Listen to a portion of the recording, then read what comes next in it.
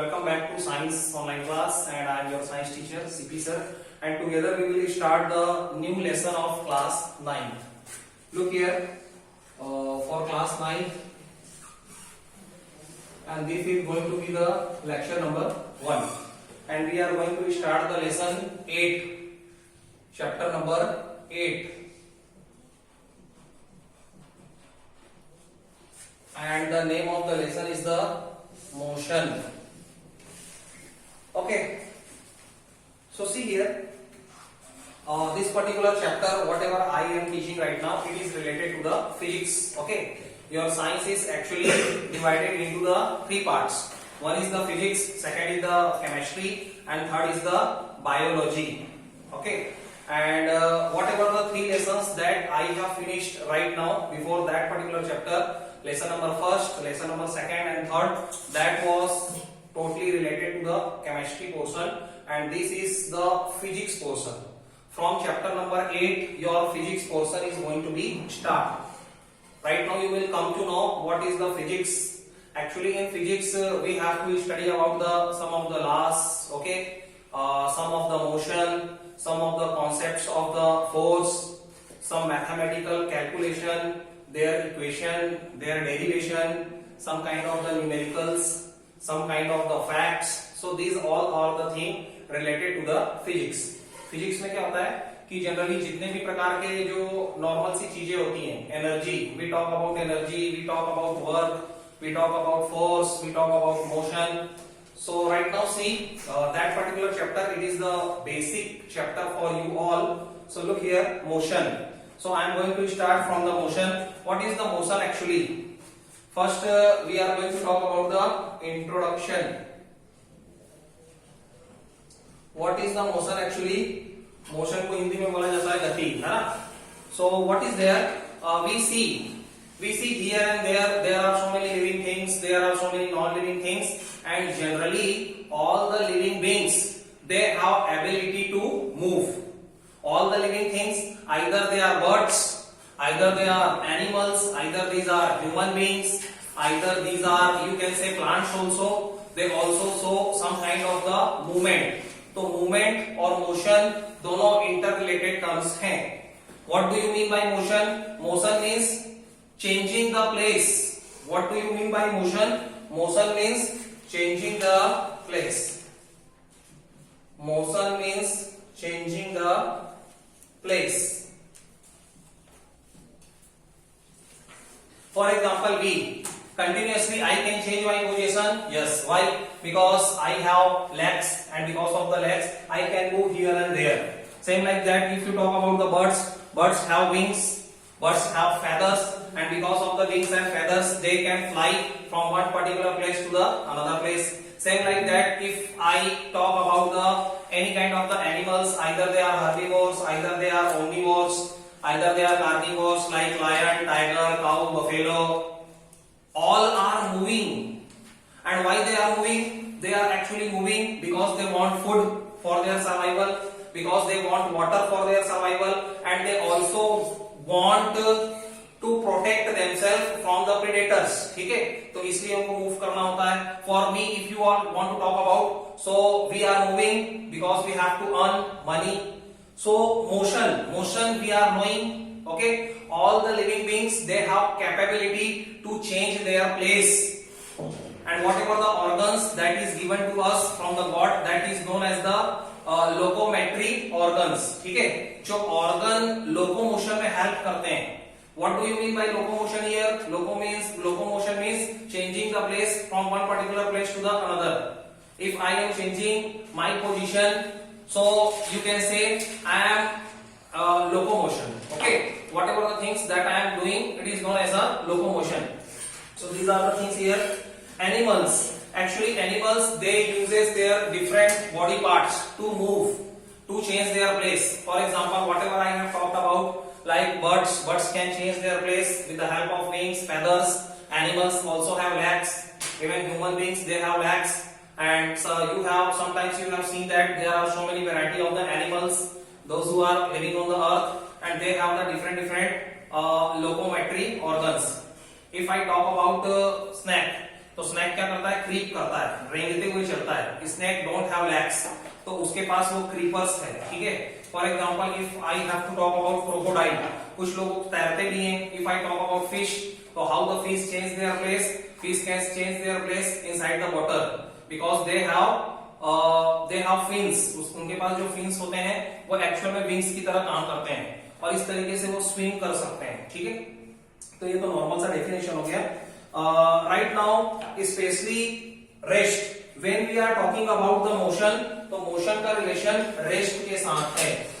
So there are the two terms, one is the rest and another is the motion. अब right now what do you mean by rest? Rest का कहने का मतलब ये होता है, for example if I want to write down the definition, so if a body कहने का मतलब होता है ऑब्जेक्ट, ठीक है। फिजिक्स में हम लोग बॉडी कहने का मतलब शरीर नहीं, object. If a body is not changing its position with respect to,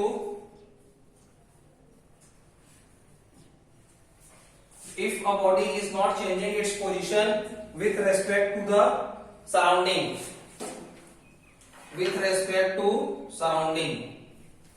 so it is said to be in rest position. What I am saying right now, see here, पढ़ता हूं इसको।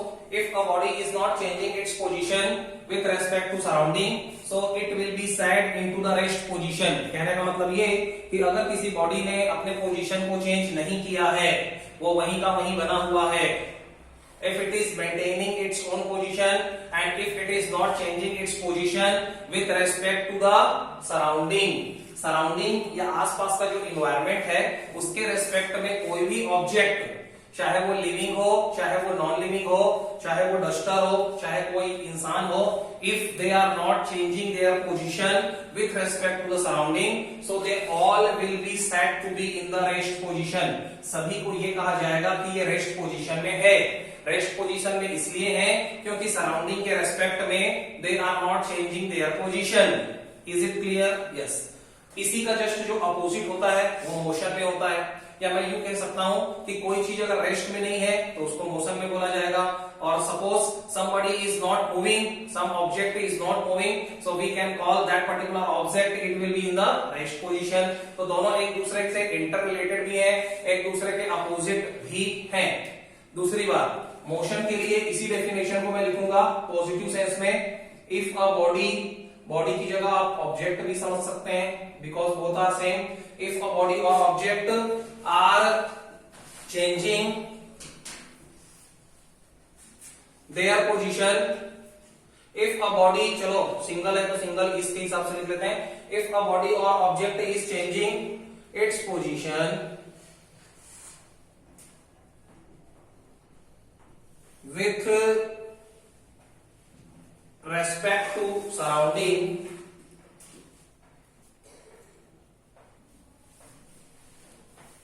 so it is said to be in motion। Same positive definition, दोनों में जरा सा ही फर्क है, दोनों में जरा सा ही चेंज है, बस ये है और सिंपल सी बात है। If a object, if any kind of the object, if any kind of the body, if they are changing their position with respect to the surrounding, अगर सराउंडिंग के रेस्पेक्ट में उन्होंने अपनी पोजीशन को चेंज किया, so they will be set into the motion। Example अगर आपको देना हो रेस्ट का और मोशन का, so you have the multiple examples। For example rest के लिए duster, all the non-living things, होता यह है कि all the non-living things they don't have capability to move by their own। Again I am repeating my sentence, all the non-living things they don't have capability to move by their own। मतलब जितने भी non living things होते हैं उनके पास ये capacity नहीं है, capability नहीं है, एबिलिटी नहीं है कि वो अपने आप ही मूव कर सकें। If I have to take the example of car, तो कार में क्या होता है, कार क्या अपने आप चल सकती है? No, one driver is required और उसके अलावा fuel is also required in form of the diesel, in form of the petrol, till petrol and diesel is not inside the car, inside the tank, okay, so it cannot run. क्योंकि जो fuel होता है actually it generates the energy and that moves the car. मतलब जो fuel होता है either it is petrol, diesel, no problem है ना, गैस भी हो सकता है, सीएनजी, एलपीजी, उसकी वजह से ही कोई कार मूव करता है क्योंकि एनर्जी जनरेट करने के लिए फ्यूल की जरूरत होती है. तो all the non living things they can not move by their own. If I have to take the example of bicycle, bicycle में भी उसमें फ्यूल की तो जरूरत नहीं है, but we have to pedal it multiple times, और pedal करने के लिए again one person is required who will drive the bicycle. So जितने भी नॉन लिविंग थिंग्स हैं वो अपने आप मूव नहीं कर सकते, उनको मूव कराने के लिए एक एजेंट चाहिए होगा, एक मीडियम की जरूरत होगी. फॉर एग्जांपल रेस्ट पोजीशन के लिए आप बोल सकते हो a book lying on the table, an apple lying on the table, या आपके घर में रखा हुआ कोई भी सामान, for example your bed, your toothbrush, ठीक है, सारी की सारी चीजें रेस्ट पोजीशन में रखी हुई होती हैं because this all are the non living things. आप उसको चेंज कर सकते हो, ठीक है, आप रिस्पॉन्सिबल हो कि किसी चीज की लोकेशन को आपको चेंज करना है कि नहीं. मोशन का एग्जांपल लेना है, so a car moving on the road, कोई भी कार जो कि रोड में मूव कर रही है वो मोशन में है. भैया मोशन में इसलिए है because it is changing its position with respect to the surrounding, surrounding के रेस्पेक्ट में उसकी पोजीशन लगातार चेंज हो रही होती है. For example the car that you are looking at a particular time, so जो भी अगर आपने रोड की तरफ देखा and suppose you are watching a car which is actually moving with any kind of the speed, you में से 40 kilometre पर आवर, तो वो विद इन सेकेंड्स, एक सेकेंड ही लगेगा, आप उसको देखोगे and after that particular car will travel some kind of the distance. वो कार कोई कुछ डिस्टेंस ट्रेवल कर चुकी होगी and suddenly it will disappear from your view. मतलब क्या कि थोड़ी ही देर में आपके आंखों से वो ओझल भी हो जाती है. सो जितने भी मोशन वाली चीजें होती हैं वो सडनली डिसअपियर भी हो जाती हैं because continuously they are changing their position with respect to the time, they are changing their position with respect to the surrounding too. तो ये जो दो डेफिनेशन मैंने आपको बताया इसको आप ध्यान रखेंगे. Right now the next topic is the both the things rest and motion actually they are inter related with each other. दोनों एक दूसरे से इंटर रिलेटेड होते हैं, ठीक है. कैसे इंटर रिलेटेड होते हैं इसका एक परफेक्ट एग्जांपल लेते हैं. For example suppose a tree, what I am drawing here, this is a tree and there are the two situation, ठीक है. For example you have seen a tree, आपने एक ट्री को देखा, आपने एक पेड़ को देखा, और there are the two observers, observer number A, observer number B. Observer का मतलब होता है the person which is observing there condition. Tree को हम लोगों को ऑब्जर्व करना है, एक पर्सन है ए, एक बी पर्सन है, और दोनों इसको अलग अलग तरीके से ऑब्जर्व करते हैं. Person A actually he is sitting on the ground. Person A जो है वो ग्राउंड पे ही बैठा हुआ है and he is looking the tree. तो what is the view of the person A? Person A क्या बोलेगा? What is the either the T is in the rest position, either the T will be in the motion. So the observer A will speak that particular tree it is in the rest position. Observer A क्या कहेगा? Observer A कहेगा, इसका statement ये होगा कि that particular tree actually it is in the rest position. ये जो tree है ये रेस्ट पोजीशन में है. रेस्ट पोजीशन में इसलिए है because that tree has not changed its position with respect to the sounding. क्योंकि इस ट्री ने अपनी पोजीशन को चेंज नहीं किया, परमानेंट वहीं का वहीं बना हुआ है. सो इसलिए ऑब्जर्वर ए बोलेगा, ऑब्जर्वर ए ने इसका क्या बोला? Actually the tree is in the rest position. What will be the statement from the B? और बी कहां पे है बेटा? Actually B is sitting in a car. Observer B is sitting in a car. अगर ये observer B car के अंदर बैठा हुआ है और तो इसका स्टेटमेंट ये होगा कि he will observe that tree is moving in the backward direction whenever you are sitting in a car and you are going somewhere. Otherwise consider yourself inside the train and you are moving with the train. तो आपको ये लगता है, हमको opposite लगता है. Actual में motion में हम लोग होते हैं because we are inside the train, we are inside the car. लेकिन हम लोग ऑब्जर्व ये करते हैं कि जो ट्रीज हैं या जितने भी ऑब्जेक्ट्स हैं जो कि ग्राउंड के ऊपर स्थिर हैं, जो कि ग्राउंड के ऊपर परमानेंट स्टेशनरी या रेस्ट पोजीशन पे बने हुए हैं, लेकिन हमको अपोजिट फीलिंग आती है। क्या फीलिंग आती है? We feel that particular tree, that particular object actually they are in the motion and they are moving in the backward direction. हम लोग आगे बढ़ रहे होते हैं तो जितने भी ट्रीज होते हैं वो हमको पीछे की तरफ चलते हुए नजर आते हैं। तो ऑब्जर्वर बी का स्टेटमेंट होगा that tree is in the motion. Okay, तो यहाँ पे आप देख सकते हैं दोनों का व्यू अलग अलग है। दोनों का व्यू अलग अलग इसलिए होता है बिकॉज एक रेफरेंस पॉइंट की जरूरत पड़ती है। किसकी जरूरत पड़ती है? Reference point.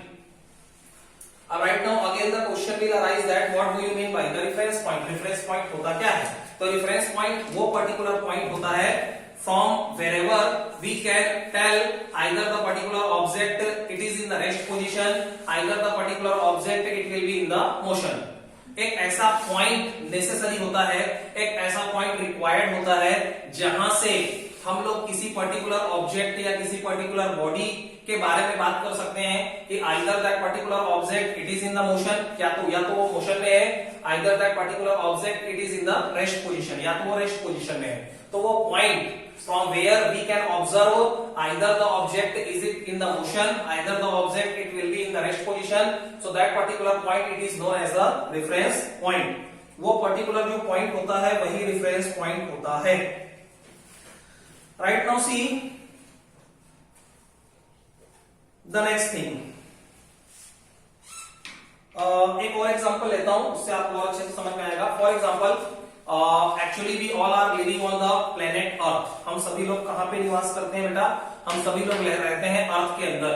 And we all are knowing that earth is continuously rotating around the sun. हमको ये बात भी पता है कि ये जो अर्थ है ना, जिसके ऊपर हम लोग रहते हैं, actually it is continuously moving. ये लगातार मूव कर रहा है। But have you field it's motion? क्या आपने इसके मोशन को कभी फील किया? नो, नेवर, नहीं फील किया। इसलिए फील नहीं किया because we all living beings actually we are residing on the earth. हम सभी लोग अर्थ से जुड़े हुए हैं, इसीलिए we can not feel its motion. हमको इसके मोशन का बिल्कुल भी अंदाजा नहीं होता है। So when we can feel its motion, हम इसके मोशन को कब फील कर पाएंगे? When we will be out from the earth. Means suppose we are in the space. अगर कोई एस्ट्रोनॉट के बारे में मैं बात करूं, है ना, अगर हम लोग अर्थ को ऑब्जर्व करें फ्रॉम द स्पेस, स्पेस से अगर अर्थ को ऑब्जर्व किया जाए तो न केवल earth, actually all the things which are present inside the earth, which are present on the surface of the earth, वो सारी की सारी चीजें, वो सारी की सारी लिविंग थिंग्स, वो सारी की सारी non living things, actually all which are residing on the surface of the earth, they all are in the motion continuously. हम ये बोल पाएंगे कि अर्थ के अंदर प्रेजेंट जितनी भी लिविंग और नॉन लिविंग थिंग्स हैं सभी एक्चुअल में मूव कर रही हैं। तो वो रेफरेंस पॉइंट नेसेसरी है। मतलब दो स्टेटमेंट यहाँ पे जनरेट होते हैं कि ऑब्जर्वर ए जो कि अर्थ के अंदर है उसका स्टेटमेंट होगा कि earth is in the rest position. Earth तो यहीं पे है क्योंकि उसको उसका घर, उसकी बिल्डिंग, उसका मकान, उसका रोड, उसका ब्रिज, उसका रिवर, सारी की सारी चीजें अपन को कांस्टेंट वहीं पे नजर आती हैं, स्थिर नजर आती हैं, स्टेशनरी या परमानेंट नजर आती हैं। तो इसलिए हम लोग ये बोल सकते हैं कि अर्थ तो रेस्ट की पोजीशन में है, but what is actually happening here? Actually earth is changing its position. और इस बात से हम इनकार भी नहीं कर सकते हैं। पता है क्यों? क्योंकि you can see after the 12 hours again night comes, again after the 12 hours day comes. मतलब दिन और रात का लगातार होना, the occurrence of the day and night, it is happening because earth is rotating continuously। ठीक है, अर्थ लगातार रोटेट कर रहा होता है, अपने एक्सिस पे भी रोटेट कर रहा है, and it is revolving around the sun also. मतलब अर्थ जो है वो सन के अराउंड भी मूव कर रहा है धीरे धीरे, और सन के अराउंड मूव करने में इसको 365 डेज लगते हैं, और इसी 365 डेज के बाद एक साल कंप्लीट होता है। Same like that, Earth is also rotating about its own axis. Earth अपने axis के अराउंड भी मूव कर रहा है, and that's why day and night it are occurring continuously one after the other. और इसलिए 12 घंटे का दिन और 12 घंटे की रात। सो अर्थ के मोशन को ऑब्जर्व करने के लिए we have to consider one particular point in the space. हमको स्पेस में एक पॉइंट कंसीडर करना होगा। That particular point we will call reference point. जिस पर्टिकुलर पॉइंट को हम लोग रेफरेंस पॉइंट बोलेंगे और उस रेफरेंस पॉइंट के द्वारा ही we can observe actually the earth is in the motion. जो अर्थ है वो मोशन में है। Next, actually motion, there are the three kinds of the motion. Right now we will talk about the kinds of the motion. हम लोग motion के kinds के बारे में पढ़ते हैं। That is the next topic, kinds of motion. Motion कितने kinds का हो सकता है? So actually there are the three kinds of a motion. Motion के कितने काइंड्स हो सकते हैं? थ्री। थोड़ा सा इसको इंट्रोडक्शन दे देता हूं, इसके बाद फिनिश करेंगे lecture. First is the linear motion, और इस लीनियर मोशन को रेक्टिलिनियर मोशन भी बोला जाता है।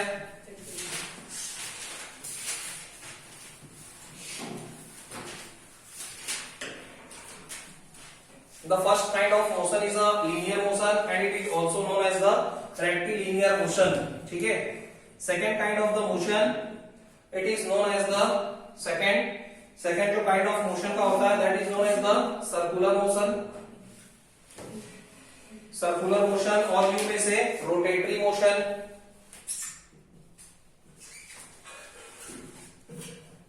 And the third kind of motion, it is known as the vibratory motion.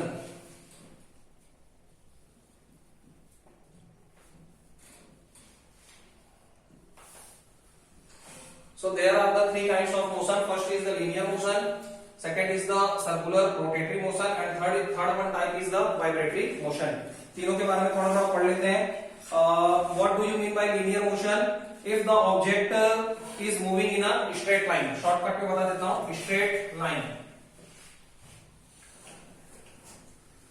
It is not possible for me to write down each and every definitions. Okay, linear motion कहने का मतलब straight line में motion का होना।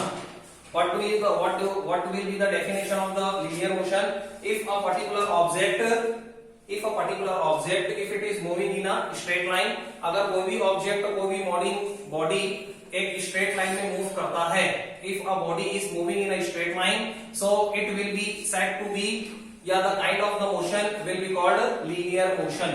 अगर कोई object एक straight line में मूव कर रहा है, स्ट्रेट लाइन में मोशन कर रहा है, तो उसके मोशन को लीनियर मोशन कहते हैं। सेकंड, अब इसका एग्जांपल देख लो। There are so many example of the linear motion, आप भी दे सकते हैं। फर्स्ट आप देख लो, a car moving in a straight line, a car moving in a straight line. Second, you can say a train moving in a straight line, और a car moving in a highway. आपने generally देखा होगा जो highway होता है ना, मोड़ा भी होता है। There are so many turns, ठीक है, मोड़ भी आ सकते हैं। बट कार और train which are actually moving in a straight line, या कोई भी व्हीकल, ये स्कूटर भी हो सकता है, कार भी हो सकता है, बस भी हो सकता है, any kind of the vehicle which are actually going in a straight line, जो पर्टिकुलर स्ट्रेट लाइन में मूव कर रहे हैं, they all are said to be in the linear motion. सभी के मोशन को हम लोग लीनियर मोशन कहेंगे। सेकेंड, और इसी को एक दूसरे नाम से भी जाना जाता है, rectilinear motion. So there are the two names, ठीक है, लीनियर बोल लीजिए या रेक्टिलिनियर बोल लीजिए, both are synonyms, both are same to same. What is the second kind of the motion? Circular motion. Circular motion कहने का मतलब ये कि if an object is moving around a fixed point, moving around a fixed point, moving around a fixed point. What I have said here, कि अगर कोई object एक particular point के चारों ओर कांस्टेंट डिस्टेंस बनाते हुए गति कर रहा है, ठीक है। So if any kind of the object, if any object is moving around a fixed point, if a object is moving around a fixed point, अगर कोई पर्टिकुलर ऑब्जेक्ट जो है एक पॉइंट के चारों ओर लगातार कंटिन्यूअसली मूव हो रहा है और उसी पर्टिकुलर पाथ में वो लगातार मूव कर रहा है, so that particular motion is said to be the circular motion. There are so many examples of the circular motion. For example, motion of earth around the sun, या motion of all the planets around the sun, जितने भी planets हैं जैसे पृथ्वी है है ना, जैसे earth है, there are so many other planets also like Jupiter, Saturn, Mercury, Mars, ये भी क्या करना है, एक फिक्स्ड ऑर्बिट में सन के चारों ओर कंटिन्यूअसली उसी पाथ में, उसी ऑर्बिट में, उसी स्पीड से लगातार रोटेट कर रहे होते हैं। सो ये सर्कुलर मोशन का एग्जांपल हो गया। दूसरा आप बोल सकते हैं motion of moon around the earth, जिस तरीके से अर्थ सन के चारों ओर घूमता है, same like that the moon is rotating around the earth, moon भी इसी तरीके से अर्थ के चारों ओर सर्कुलेट हो रहा है, और उसको ऐसा करने में 30 डेज का समय लगता है। एंड दैट्स व्हाई आपने देखा होगा हर 15 डेज के बाद आपको फुल मून, है ना, फुल मून मतलब पूर्णिमा, और नो मून मतलब अमावस्या, ठीक है। तो नो मून और फुल मून की condition actually it repeats after the 15 days of, है ना, after the 15 days after the fortnight. So ये भी उसका एक एग्जांपल हो गया। Motion of blades of fan, motion of blades of fan, है ना, फैन के जितने भी ब्लेड्स हैं 3-4, उनका लगातार जो मोशन है, it is also the you can say circular motion. Second, और इसका जो अनदर नेम है, it is the rotatory motion, इसी को रोटेटरी मोशन भी बोलते हैं, इसी को सर्कुलर मोशन भी बोलते हैं। Third is the vibratory motion, है ना। वाइब्रेटरी मोशन के लिए अपन क्या बोलेंगे, if a body is moving in to and fro, इसके लिए जो वर्ड आएगा वो आएगा to and fro. To and fro का हिंदी में मीनिंग होता है आगे और पीछे, ठीक है। If a body is moving to and fro मतलब आगे और पीछे अराउंड अ फिक्स्ड एक्सिस, एक फिक्स्ड एक्सिस के आगे और पीछे अगर वो पर्टिकुलर ऑब्जेक्ट मूव करता है।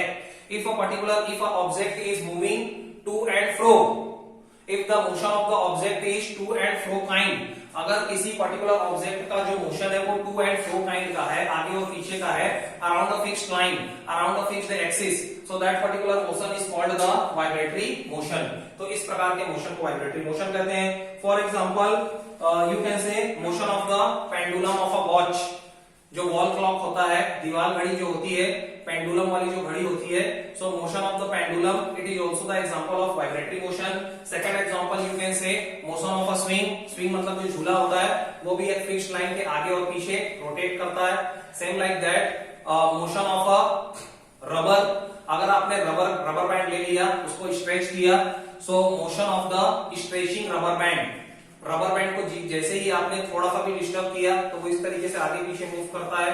Same like that you can से the motion of a string of a sitar, the motion of a string of a guitar, तो सितार हो गया, गिटार हो गया, वायलिन हो गया, जी है ना, all are the string kind of the instruments, इस सभी में स्ट्रिंग बनी होती है, तारें लगी होती हैं मेटल्स की। तो जितने भी स्ट्रिंग काइंड के इंस्ट्रूमेंट्स होते हैं, म्यूजिकल इंस्ट्रूमेंट्स, उसमें जो स्ट्रिंग का मूवमेंट है, it also shows the vibratory motion.